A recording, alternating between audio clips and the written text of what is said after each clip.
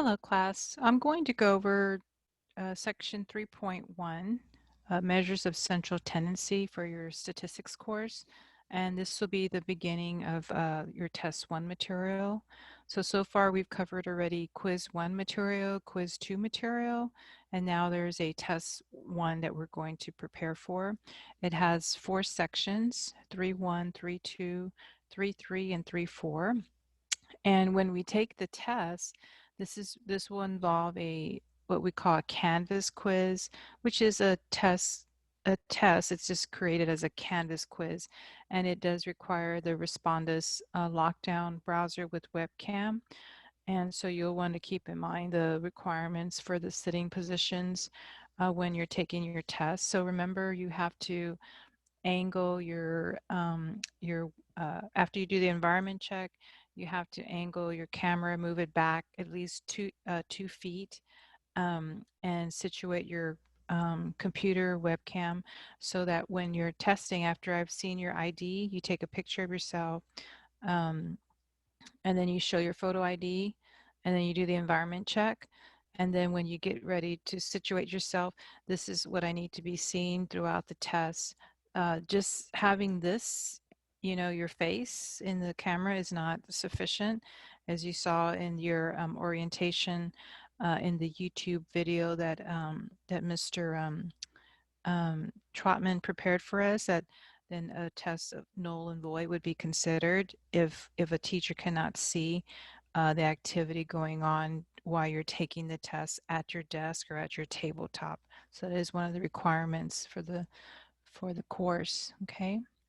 All right. And so I just want to remind you about our course objectives. So these are our course objectives for the statistics course that are found in your um, concourse syllabus. And so we will be doing quite a bit of computing. We will be doing quite a bit of interpreting data and examining data as well. Okay. And so some of the other things in your modules, it's your module that's related to your test material, test 1 material. So in that module, I have, besides your workbook that you print pages for your workbook, sometimes I have some extra sheets for you to print out that are usually right below or surrounding your Zoom video link, like your Zoom video link for 3.1.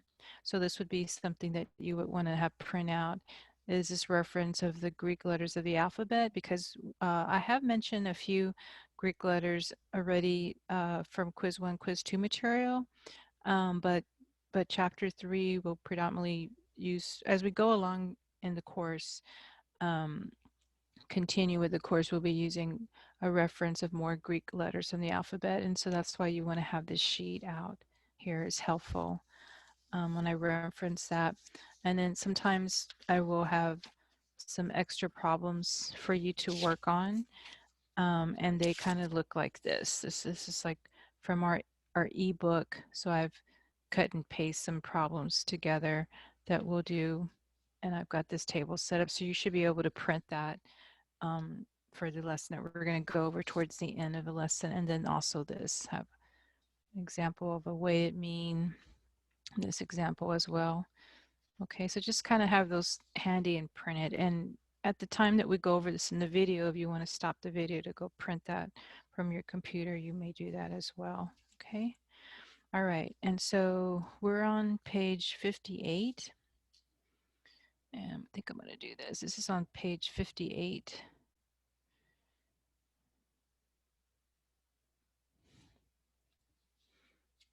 I guess I can put the pager on the side and see.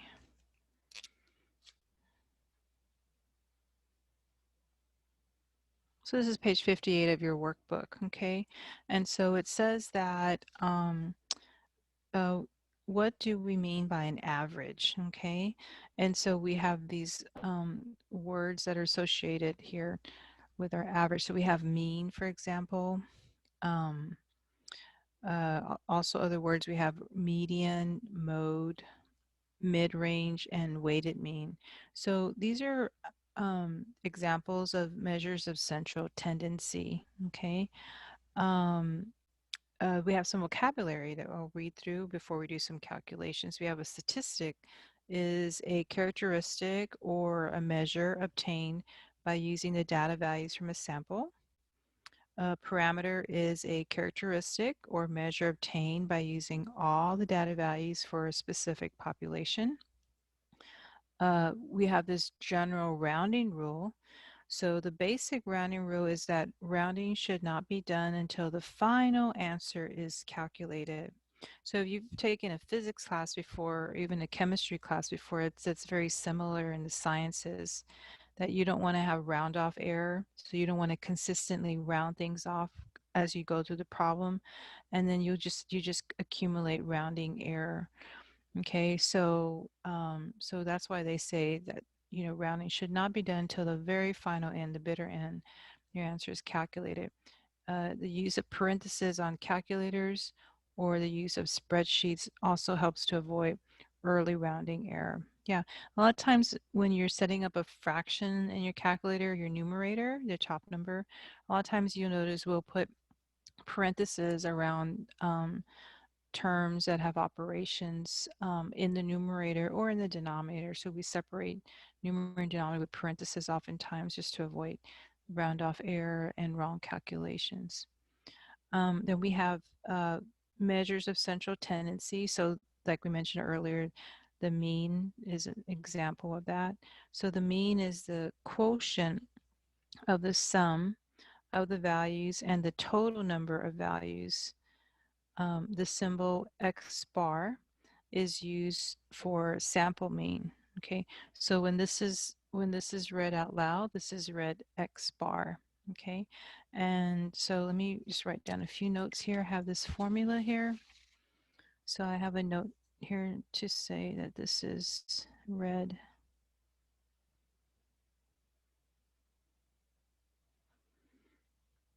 as X bar.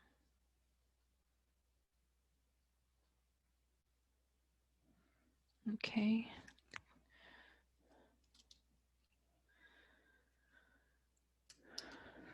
And then we have X bar is equal to, and this is where we're talking about parentheses.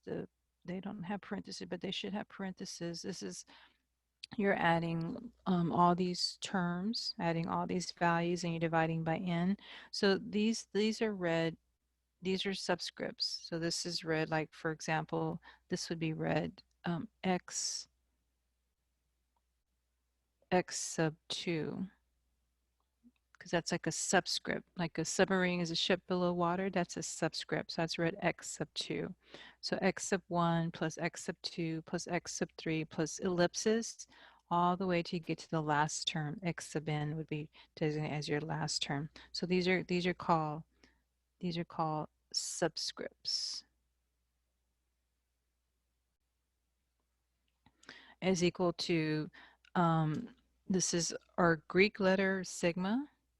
This stands for summation of x. So that after you added all these up, this is a summation, the sum. So they use the Greek letter and it's the capital. So this is the capital, like uppercase, lowercase. So this is capital Greek letter. They call it sigma, which is a summation.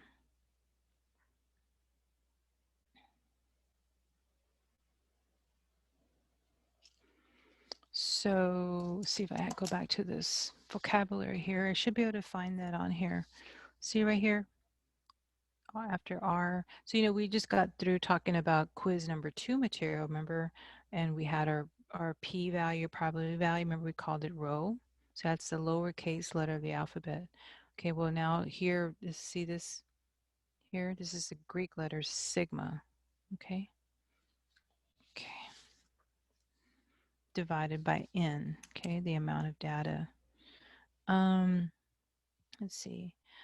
The other thing I want to mention is that on a test,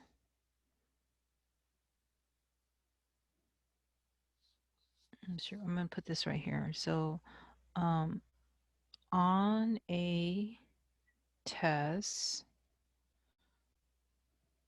we want to include the symbol,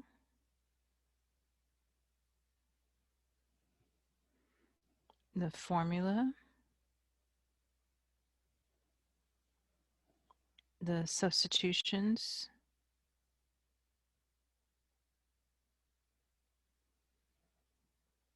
the correct rounding. So we'll do this exact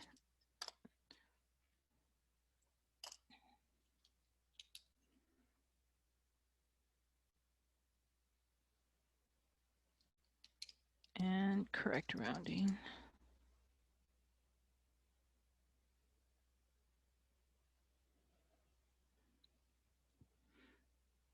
And the units. Okay. And all those would count as, rubric points, like if something is worth 5 points, like for example, if we had numbers, a problem, application problem, and we had to find the mean, then on a test you would put the symbol. And sometimes there's not a symbol, sometimes not a shortcut, a symbol, but in most cases, if there's a symbol, your teacher wants a symbol that counts as a rubric point. And if there's any kind of formula, then we want at least one of the formulas. This actually has two formulas, and my advice would be to use the shorter one, but technically either of these are fine. This is just a little bit longer, takes a little bit more time to write out, but you want to use your formula, okay? And also, when as a prerequisite to taking tests, you've got to have the related homework sent to homeworks and Connect Math done, online homework done with at least 60% mastery or higher to be eligible to test. And you also must complete the test review. When we took the quizzes, we didn't have problems to work out. It was like be able to do this, be able to do that. And then you were required to decorate a one double-sided note page, or I call it a cheat sheet or a toolkit. This would be a little bit more different because the tests are high stakes. So the quizzes are only worth 5% of the in-course grade.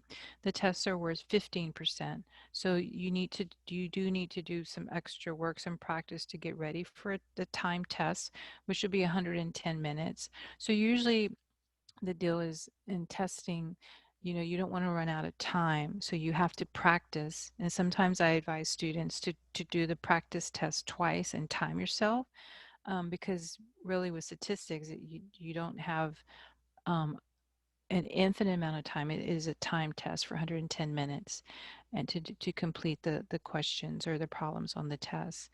And so you don't want to run out of time, but you have to have the review done, and you're allowed to use your review. So you upload the review before you start your Canvas quiz, and your password for the test will be in Connect Math. Just like when you took a quiz, you would type like the word get it to get into the Connect Math quiz. And then as long as your homeworks were 60% or higher, you were able to move on and then take the quiz. Well, this time when you take a test, you go to Math where the test, like where the quiz would be, where the test would be, but it's not the actual test. Your test is in Canvas, but it is to get the password. The Canvas quiz and Respondus Monitor requires an access password. So the system helps me check that you've got your homeworks done. So you go to your Connect Math, where the quiz would be kind of set up, the assignment for the test would be set up, and you type in get it. And then once you type that in, if your homeworks are completed with at least 60% or master or higher, then all you do is you look at the instructor note. And right there in the instructor note, I will have the access password. Now there will be one simple problem in there, like a rounding problem or whatnot, that you're welcome to do or not do. It doesn't count for a grade, but it's just the system will not let me create that unless I have one problem in the system.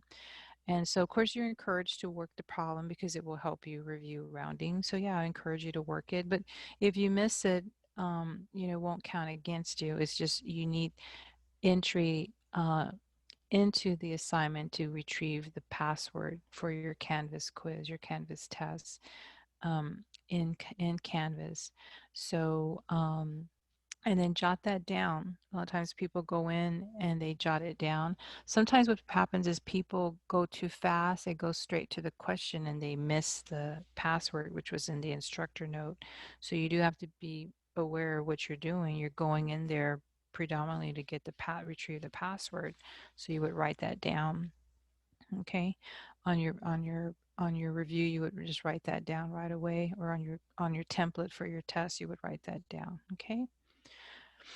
Okay, so then if this were a test problem, you would write down the formula, the symbol, the formula, okay, and then any kind of substitutions. And as we do an actual problem, you'll see the substitutions that we'll get from your calculator, for example, any exact write-ups, and then the correct rounding. So the tests are often in most forms a form of a multiple choice, so that will help you. But in order to have full credit for your choices, I do check your work. Have, if you have the correct answer circled, for example, chosen, but you don't have the symbol or the formula, then I go back and I do take off points for not having the work needed to support your answer. So it's just not correct answers. You've got to have correct answers that would work to support your answer choices. So these are the things that I'm looking for: the symbol, the formula, the units, the things like that. So what were the units? Was kilometers, or centimeters squared. So that you need to include your units with that as well. Okay, on your template. Okay, all right. The other thing I wanted to note is this is this would be an example if data were given, they said for a sample. Whereas this problem here, if you have a population, they use, for mean, they don't use X bar. If you have a population, they use mu. So this is another Greek letter of the alphabet, mu. And that should also be on here as well. If you look over here, mu, see this little lowercase letter, mu, okay? And so they use mu for, they oftentimes will use Greek letters also for populations too as their symbols. And this is used for mean. And notice how this is capital X, where this is lowercase x. These are subscripts, but they use capital X. And look how they use capital N here for the formula. Summation of capital X divided by capital N. Okay, so I have another note here to say, which would be that if data comes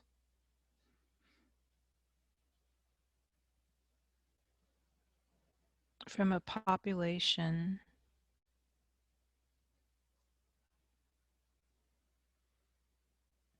then the problem must specify this. Otherwise, we assume the data comes from a sample. Okay. So predominantly in this course, we will be working with sample compute. We will be computing samples. We'll be coming from data that comes from samples. But if we were, like, sometimes somebody would say, how will I know if I'm working from a sample or working from a population? Because if you're working with populations, you want to tend to use Greek letters for your symbols, right?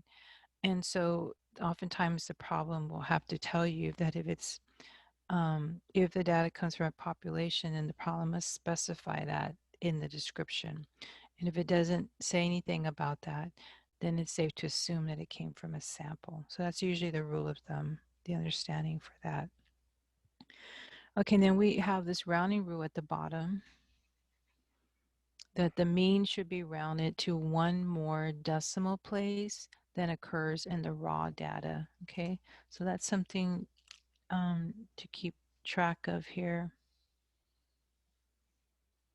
the mean in most cases, when you get the answer, it's not actually an actual data value. And it turns out that that's true. If you look at doing several problems, you will notice that. Okay. Um, I'm also going to add, let's see. So the mean should be rounded to one more decimal place than occurs in the raw data. So like for example, let's say you have your raw data, and let's say your raw data is counting numbers,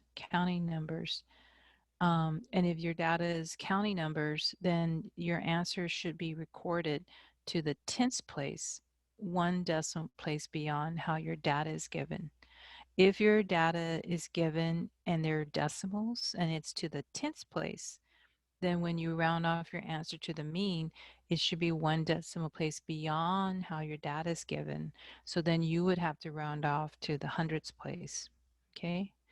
And then again, if they give you data and you've got decimals, and let's say they give you data to the hundredths place, and when you write your answer up, you show your answer has to be one decimal place beyond how the data was given, then you have to write up your answer as a thousandths place. So in the book, there'll be some problems where I'll change some of the data. I'll change the data, the raw data, so that we could practice that. Okay, but just keep that in mind that it's a rule of thumb. I also have a note that that when data is not provided, because sometimes the actual data is not provided. You have these group frequencies. So I have a note to say that um, when data is not provided, but class boundaries are from group frequencies, then you have instructions to round your answers to the same place value as the class boundaries. Yeah, and the reason why it just works out that way is because when you create your class boundaries, you know that class boundaries have to n-ify, and you know that they have to be one decimal place beyond how the data was given. So class boundaries, you know that they end in a 5, and they have to be one decimal place beyond how data is given or how data is presented. So that's why if you weren't actually given the data, you can feel comfortable rounding it off to the class boundaries because that's how the class boundaries were presented. So I think I have a sheet. I think I have a sheet from your ebook. Let me see if I can find that sheet.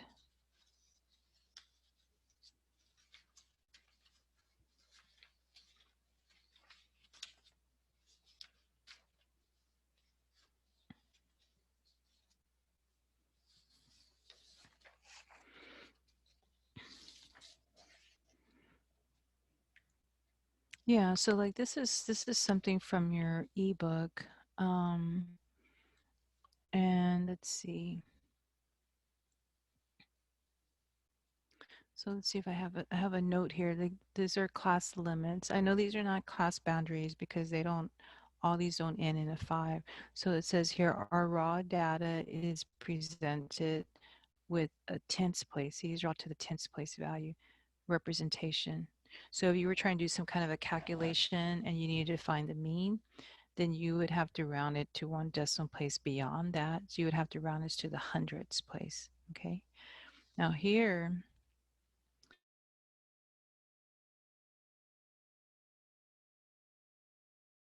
105. Okay, so here our raw data was presented also in the tens place. So if you have to find, see like the mean, see that?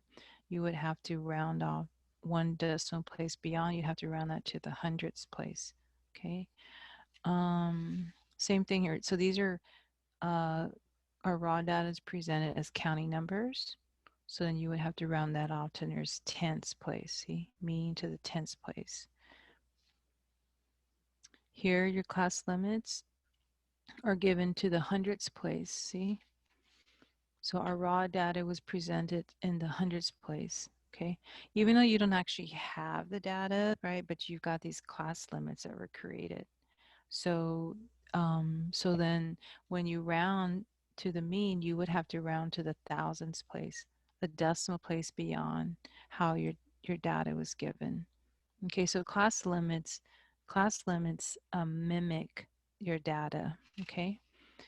Now here we have class boundaries. See, class boundaries, they all end in a 5, and they're always one more decimal place than how our raw data was given.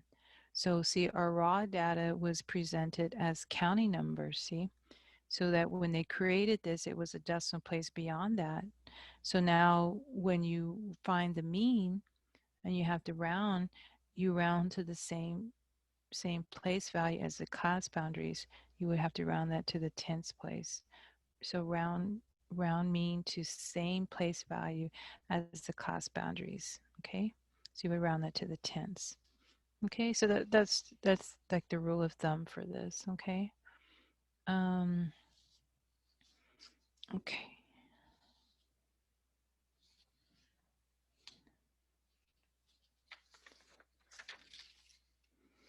Okay, let me look at page 59.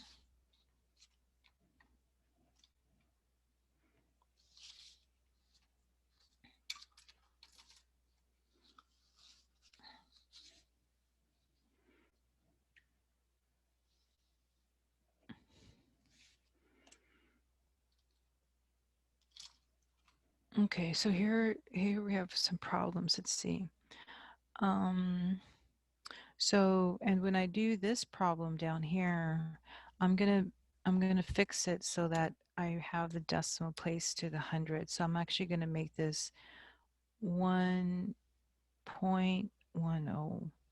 and 0.76 and 0.29, 0.38, 1.05, and 0.31. So on purpose, I'm going to edit the data. Okay, so that your raw data is presented in the hundredths place. So that's hundredths, hundredths. So I'm gonna do that on purpose. Where this is raw data, this raw data is presented as counting numbers.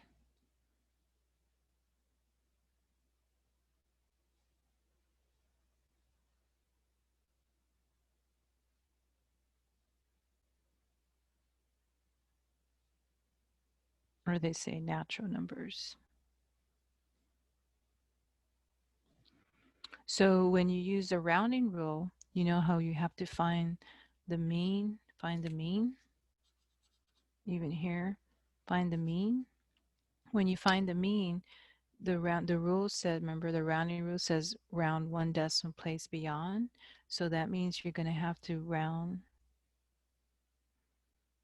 one decimal place beyond this. See, this has no decimal place. So one decimal place beyond that would be tenths. Whereas this one, when you find the mean, this one, you will have to round one decimal place beyond the data, how the data is given. See, I changed the data on purpose. I changed that to hundredths. I changed that to hundredths. So one decimal place beyond the hundredths is thousands. Okay. So that was using your place value chart here. Remember your place value chart? you have tens, hundreds, thousands.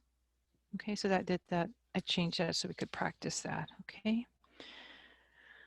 so let's see. So examples 3.1, police incidents. The number of calls that a local police department responded to for a sample of 9 months is shown.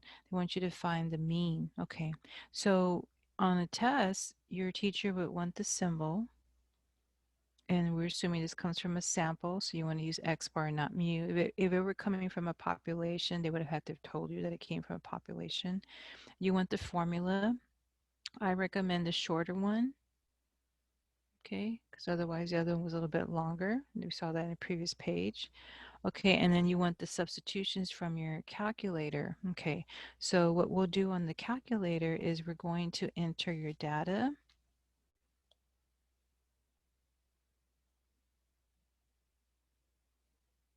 In L1. Okay, so to do that, go to your calculator, turn it on, and turn it on right here. Go to stats right there, and you want this edit one edit, and you want to hit enter. Hit the enter button, and you want to go up. Oops, you want to go up to the top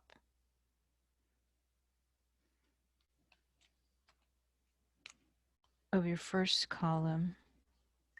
So you're going to basically toggle back and forth, right, with these keys here. So you're going to toggle over here to the first row, or the first column, I should say, and go up to the top, and you're going to hit clear, and then enter. Clears right here, and then hit the enter button. The enter button is down here. Okay.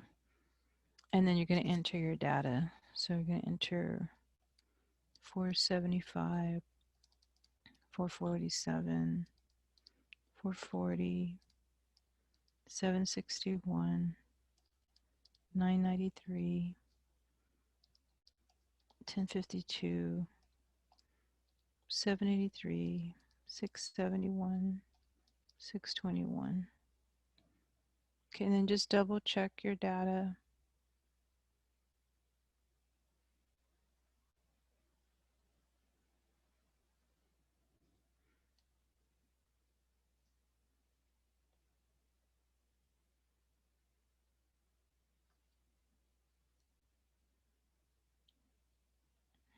Okay.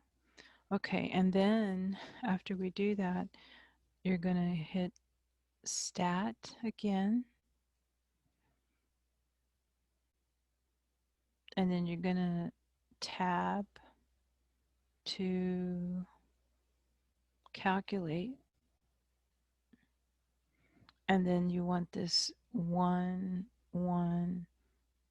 variable stats, which we'll be using quite a bit in this first test, and then hit enter.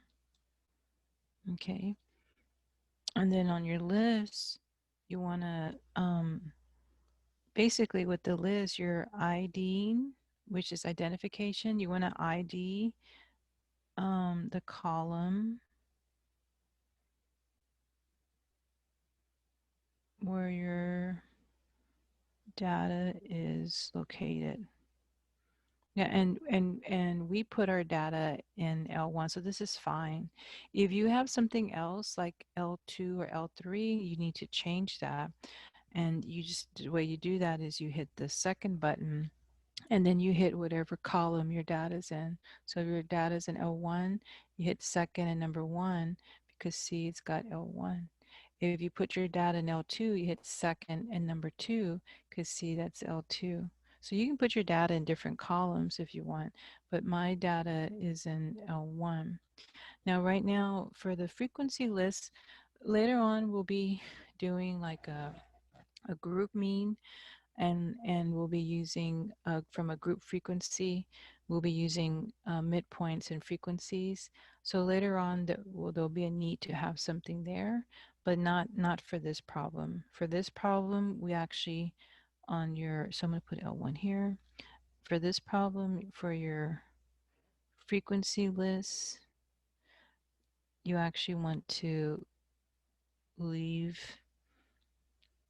this blank. In other words, leave it empty. Okay, so leave it blank, leave it empty. So I have something there, so I need to get rid of that. So I'm going to hit delete on that and then hit enter. So leave it blank. So I'm going to hit the delete bar and then enter. And you see it took that away. I don't think the clear will work. If I go back and put second and number 2, if I go back and hit clear and then enter, oh, it looks like that works too. Delete works or clear works. Sometimes the clear doesn't work on that, but okay. All right, and then it's on calculate. And so I just want to hit enter. Okay, so remember on your test, your teacher wants your substitutions. See right here, summation of x. What that is your calculator has added this first element. See, this is like x sub 1.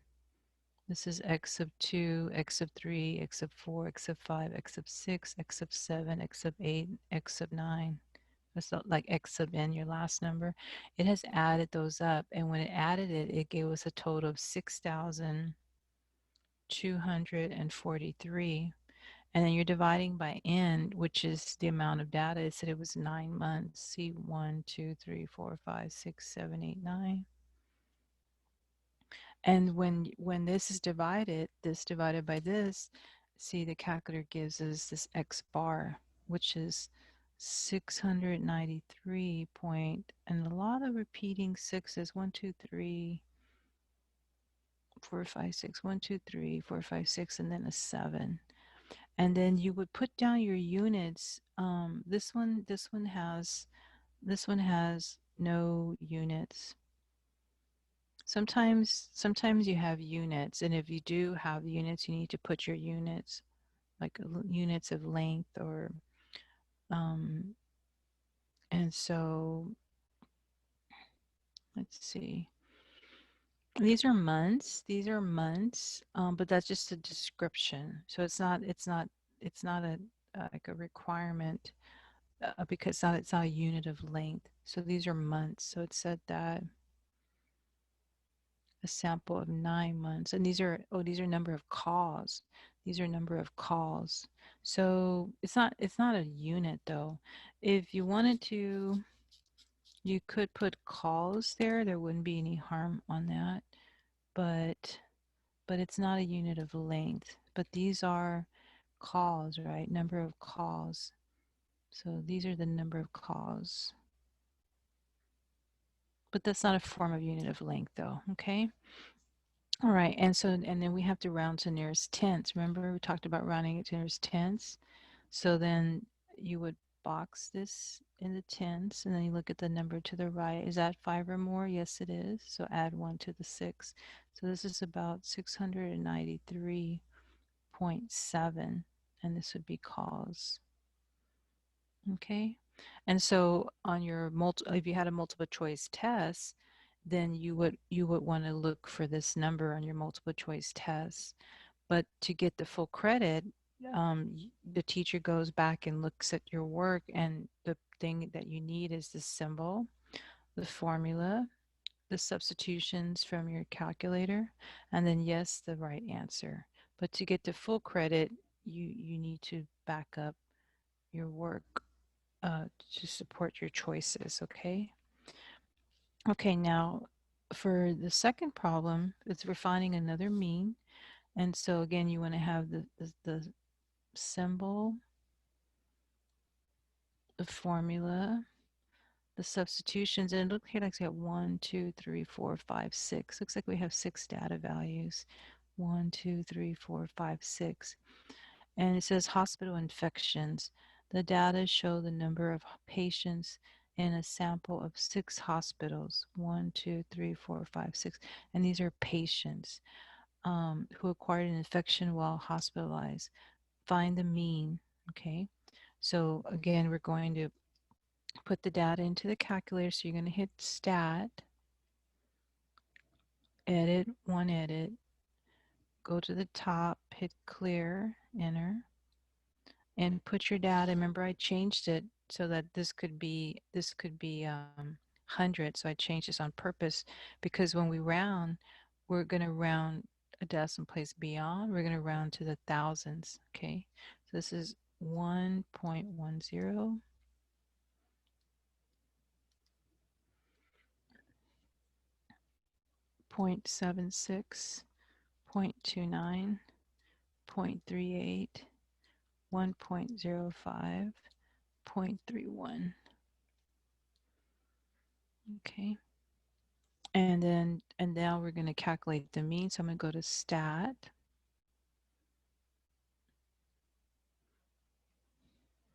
Calculate, one variable stat. So hit Enter. And tell the calculator where your data is at. So yes, our data is in L1. Go here to Calculate. Okay, so then when the calculator adds up all these decimal values, remember I edited the data, we get 3.89, and then it's dividing by 6, and then it gets this. It gets 0.648, and a lot of repeating threes. And these are patients. So again, this is not a unit. Not a unit of length, but it's a unit, but this is a description of patients. And then we're going to round to nearest decimal place beyond tens, hundreds would be thousands. So this is 2 decimal places, so you want 3, 1, 2, 3. And then look at the number to the right. Is this 5 or more?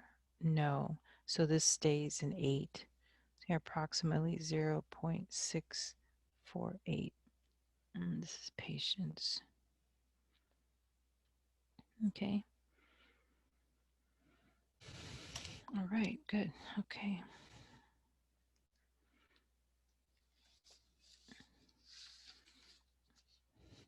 Okay, and next we're going to have something called, it's also a mean, but this is called a grouped mean.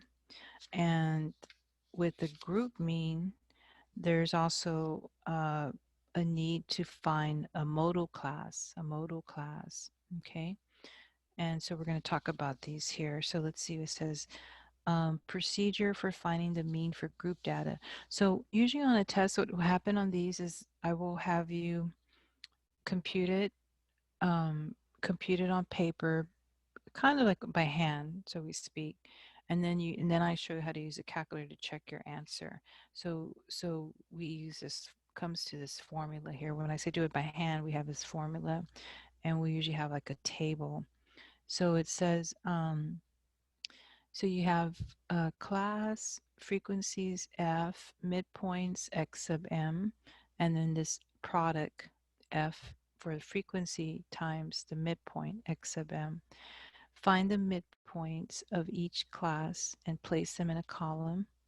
Multiply the frequency by the midpoint for each class and place the product in column D.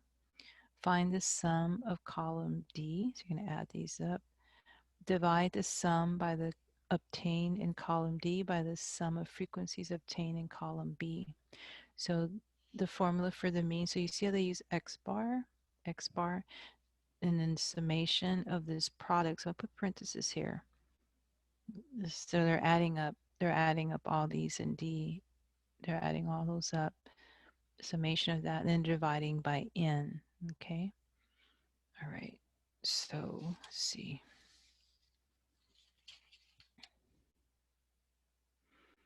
Do we have any notes? Let's see.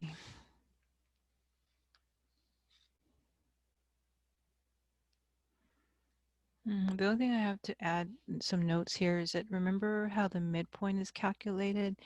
You could calculate that by taking the lower class limit plus the upper class limit and then dividing that by 2. That's oftentimes how we find the midpoint. Or you can take the lower class boundary plus the upper class boundary, add those up, divide by 2. That's also how you can find that.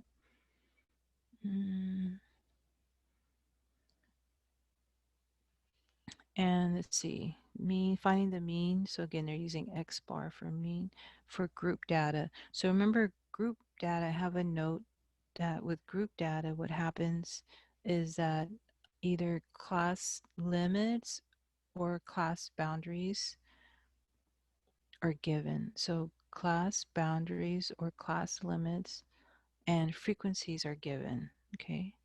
So class limits or class boundaries. So usually it's not both. Usually it's one or the other. Class limits or class boundaries. And frequencies are given.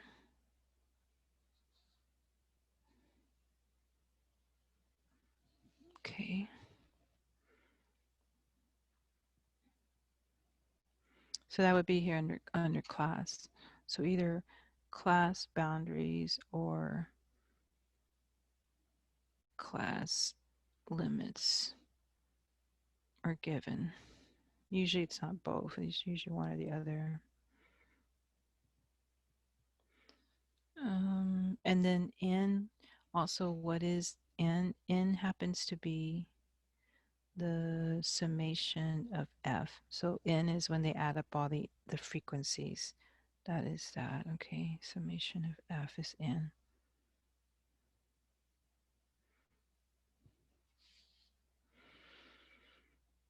Okay, I have a note that the mean, just to remind you that the mean should be rounded to 1 decimal place, to 1 more decimal place than occurs in the raw data.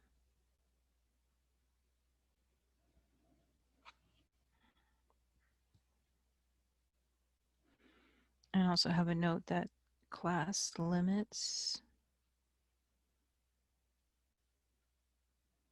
should have the same decimal place value as the data,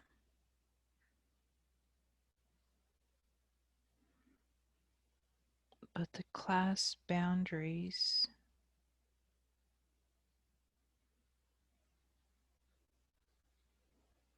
should have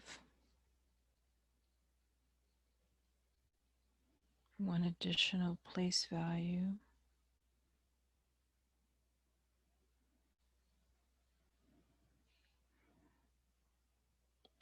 Then your raw data, and they should end in a 5.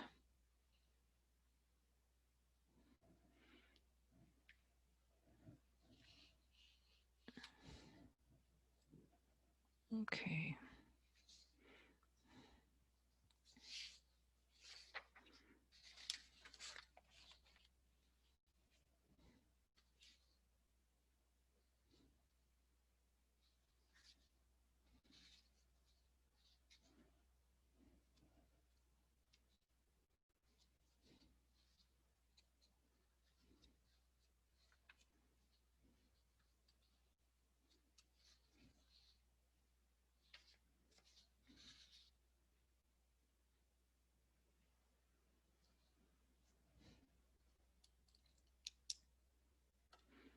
And so I'm actually just gonna stop the recording now, and then I'll pick back up.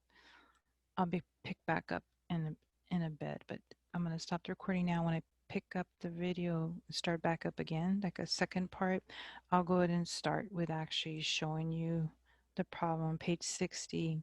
That is the an example of uh, a mean for group data.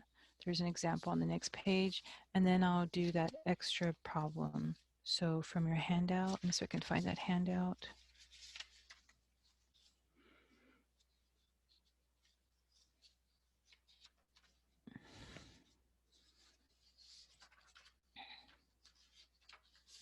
Yeah, you have this printout. This is also an example where they're having you find the mean, and then we'll talk about the modal class also. And you see they have this problem that's given here, and this looks like group frequency data. Because see, it has the class boundaries and the frequencies. Sometimes it has the class boundaries and the frequencies. Sometimes it'll have class limits and the frequencies. So that's similar to in your book. Remember, I was looking at a page from your ebook. See how these are all class boundaries and frequencies? But but this is class limits and frequencies. But these are all group data, and they're all asking you, see, for the mean and the modal class. See, the mean and the modal class. So definitely on your tests and on your homework, you should have problems that look like this. So this is from your ebook, and I'm not sure exactly. It looks like it says 132 there, but this is chapter 3.1, and give or take, the page number. But that this would be the idea. And they're doing that on all these problems. You see, they're finding the mean in the modal class. Sometimes the class limits are given. Sometimes the class boundaries are given, and the frequencies. But this is group frequency data, and so we'll show you how to do it by hand using the formula. So it does require this little chart. See, you got to have, this little chart because you got to compute the midpoints, and then you got to compute the product, and then you'll be able to use this formula here. Okay. Okay, so I'll be back in a bit. Stop that. Let's see.